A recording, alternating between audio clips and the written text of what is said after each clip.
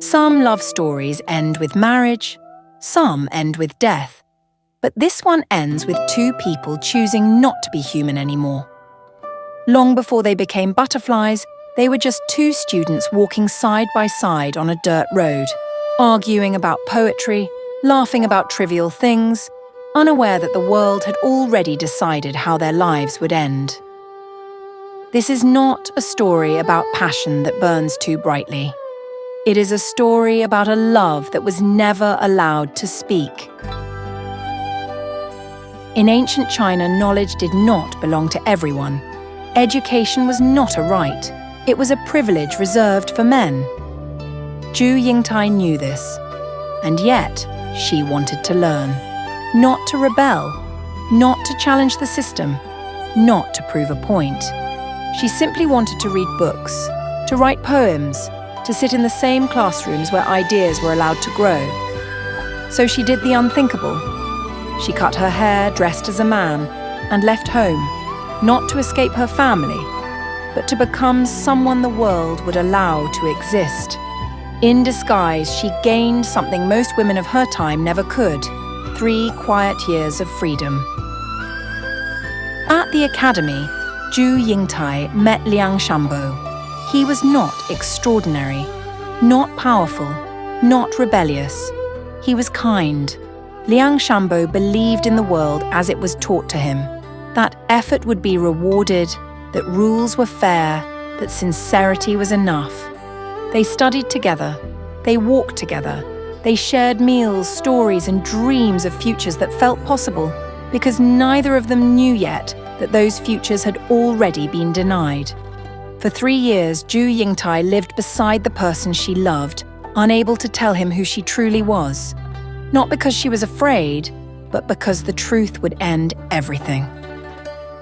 Ju Yingtai tried to tell him, not with words, but with metaphors. She spoke of paired butterflies that never fly alone, of mandarin ducks that die when separated, of sisters who looked exactly like her.梁山伯listened, but he never understood. He wasn't foolish. He wasn't ignorant. He was simply raised in a world where some possibilities never existed. Sometimes tragedy is not caused by cruelty, but by imagination, shaped too narrowly to see the truth standing right in front of it. Eventually, Ju Yingtai had to leave.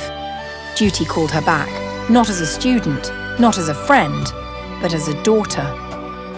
Before parting, she begged梁山伯to visit her family. She promised him a meeting that would change everything. But time is not kind to those who hesitate. By the time梁山伯arrived, the truth finally revealed itself. Ju Yingtai was a woman. And worse, she was already promised to another man. The marriage was not arranged out of hatred. That is the cruelest part. Her parents did not despise her. Her fiancé was not a villain. The system did not scream or threaten. It simply moved forward, indifferent to the quiet destruction it caused. Love, in this world, was not illegal. It was just irrelevant.梁山伯did not fight. He did not protest. He did not run away with her. He returned home and slowly disappeared. Some deaths are dramatic, some are violent. His was neither. He died the way many people do, from realizing too late that sincerity alone does not bend reality. On her wedding day, Ju Yingtai passed梁山伯's grave. The earth trembled. The tomb cracked open. In that moment, tradition lost its grip. Ju Yingtai did not scream. She did not hesitate. She stepped forward and chose him, not in life, but in disappearance. They did not become butterflies because it was romantic. They became butterflies because only as something fragile, weightless, and unowned could they finally be free. No family name, no gender, no obligation, only movement, only air, only a world that could not control them anymore.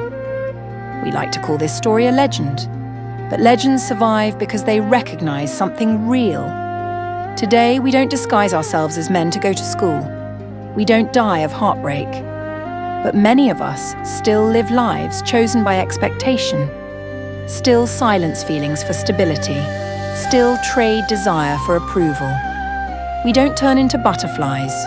We simply learn how to live quietly inside lives that look successful, but feel like graves. And that is why, centuries later, this story still refuses to disappear.